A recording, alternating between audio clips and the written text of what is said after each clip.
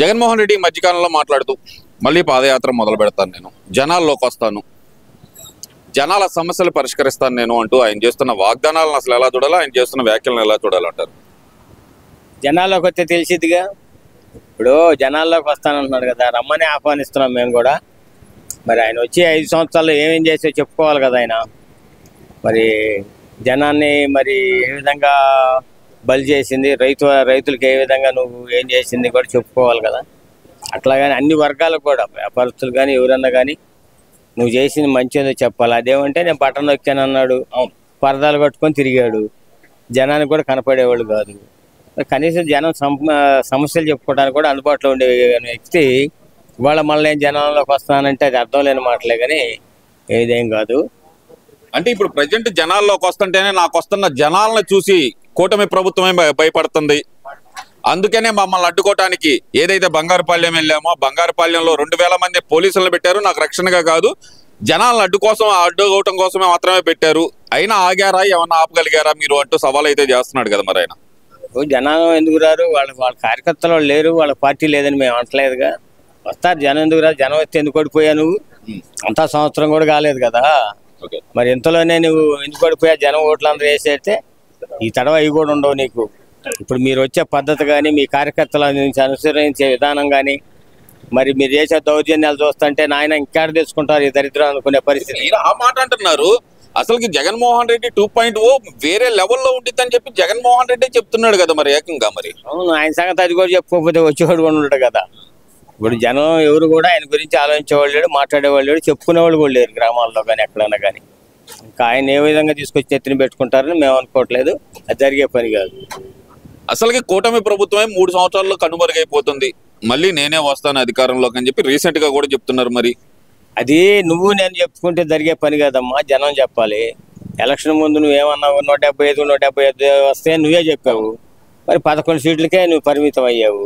ఇవాళ నువ్వు చేసే పనులు, నువ్వు చేసే అరాజకాలు ఈ విధంగా జనం మీదకి రావటం, మరి నువ్వు వచ్చిన కాడలో ఒకటి దావగొట్టం ఇవన్నీ చూస్తుంటే ఆ 11 కూడా రావు, ఆ ఒకటి వచ్చింది, ఆ ఒకటి కూడా కొట్టేసుకోవడం జరిగింది.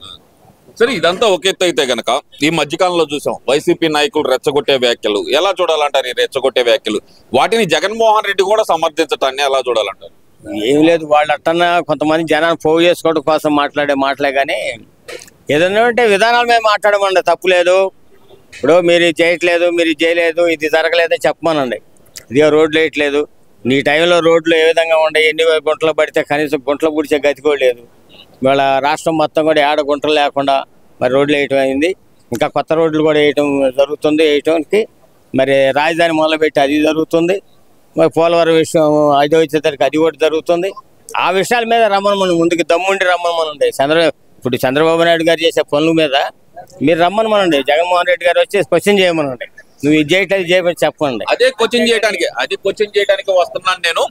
చంద్రబాబు నాయుడు రీకాలింగ్ మేనిఫెస్టో అంటే ఒక ప్రోగ్రాం తీసుకుని గడప గడపకు వెళ్తుంటే మాకు మంగళహారతలు పడుతున్నారు అంటున్నాడు కదా. మరి ఎక్కడ పోయారు ఎవరు? వైసీపీ నాయకులు. అవును, వాళ్ళకి ఎవరి దగ్గర పోయారు, ఎక్కడ పోయారు? ప్రజల్లో అసలు విపరీతమైన స్పందన ఉందంటే వాళ్ళకి. ఎప్పుడో ఎవరో ఏదో కారణంతో చచ్చిపోయిన వాళ్ళ దగ్గర పోవటం, అక్కడ ఏదో 10 మందిని పోయి చేయటం ఉంటారు. జనరల్గా వాళ్ళ పార్టీలో దౌర్జన్య పరులు ఉంటారు కదా, వాళ్ళని ఎంటేసుకుపోవటం, గొడవ చేయటం, ఇది చేయటం జరుగుతుంది. ఏదైనా సౌమ్యంగా ఒక మీటింగ్ పెట్టుకోవటం, వాళ్ళ విధానాలు చెప్పుకోవటం, లేదు తెలుగుదేశం ప్రభుత్వం చేయలేని పనులు చెప్పుకోవటం ఉంటే అది గొప్పతనం. కానీ ఏదో రఫాడిస్తాము, అది చెప్తాం, చంపుతాం, నరుగుతాం అంటే ఇంకా అసలు ఇళ్ల నుంచి కూడా బయట రాకుండా చేసే పరిస్థితి మిమ్మల్ని. అసలు ఆ పరిస్థితి కల్పిస్తుండే చంద్రబాబు నాయుడు అంటున్నారు కదా. మరి అసలు చంద్రబాబు నాయుడు గారు జగన్ గురించి కానీ ఆ పార్టీ గురించి ఆలోచించే టైం కూడా లేదు నాకు తెలిసి. అయితే ఆయన ఏ విధంగా కేంద్ర ప్రభుత్వం దగ్గర నిధులు తీసుకొద్దాం, ఏ విధంగా డెవలప్ చేద్దాం, ఎక్కడ ఏం చేద్దాం, ఏ పరిశ్రమలు తీసుకొద్దాం అనే ఆలోచన ఇస్తాడు తప్పితే జగన్మోహన్ రెడ్డి అటు చేద్దాం, అది చేద్దాం, ఇది చేద్దాం, లేకపోతే వైసీపీ వాళ్ళని ఇటు చేద్దాం, గ్రామాల్లో వాళ్ళని ఇది చేద్దాం అనే ఆలోచన మా పార్టీకి ఉండదు, జరిగే పని కాదు. చంద్రబాబు నాయుడు గారు ఆలోచన, లోకేష్ గారు ఆలోచన వల్ల పుట్టిన స్కామే లిక్కర్ స్కామ్. అసలు స్కామే జరగలేదు అనేది సజ్జల రామకృష్ణారెడ్డి, మా మిథున్ రెడ్డి అరెస్ట్ తర్వాత వీళ్ళందరూ మాట్లాడుతున్న మాట. మరి మీరు కనీసం చిన్నపిల్లని అడిగినా చెబుతారు. ఏ రోజైనా రాష్ట్రం మొత్తం మీద మీరు లిక్కర్ మీద పాటలు పెట్టి అన్న ఎవరికన్నా ఇచ్చారా? లేదు.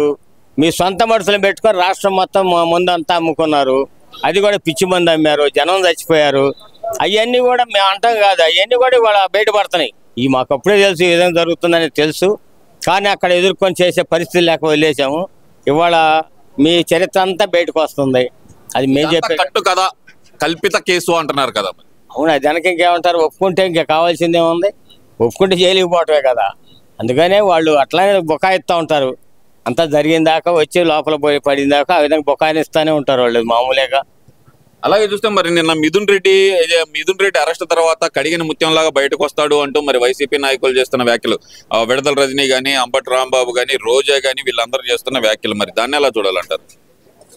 ఇప్పుడు కడిగిన ముత్యంలాగా వస్తాడు, మొన్నటిదాకే మమ్మల్ని ఏం చేయలేరు, మమ్మల్ని బీకేవాడు ఏం లేదు, మేము స్కామ్లు చేయలేదని వాళ్ళే చెప్పుకున్నారు. ఇప్పుడేమో అరెస్ట్ అయ్యి అన్ని బయటపడ్డాకేమో మేము అంతా ఏమి లేకుండా ముత్యంలాగా వస్తామని మళ్ళీ చెప్పుకుంటున్నారు. వాళ్ళ విధానమే అది. అంతేగాని వాళ్ళు అనుకున్నంత మాత్రాన ఆ చేసే స్కామ్లు అన్ని కూడా ఇదిగా కదా, అన్నీ బయటకు వస్తాయి. అందరూ అనుభవించాల్సిందే. ఎంతగా చేశారో అంత కూడా బయటకు, జనం సొమ్మును బయటకు తీసుకొస్తాం అంతే. అసలు స్కామే జరగనప్పుడు ఇది ఆ సొమ్ము తీసుకొచ్చేది ఎక్కడ ఉండిద్ది అంటున్నారు కదా మరి చాలా మంది వైసీపీ నాయకులు అయితే.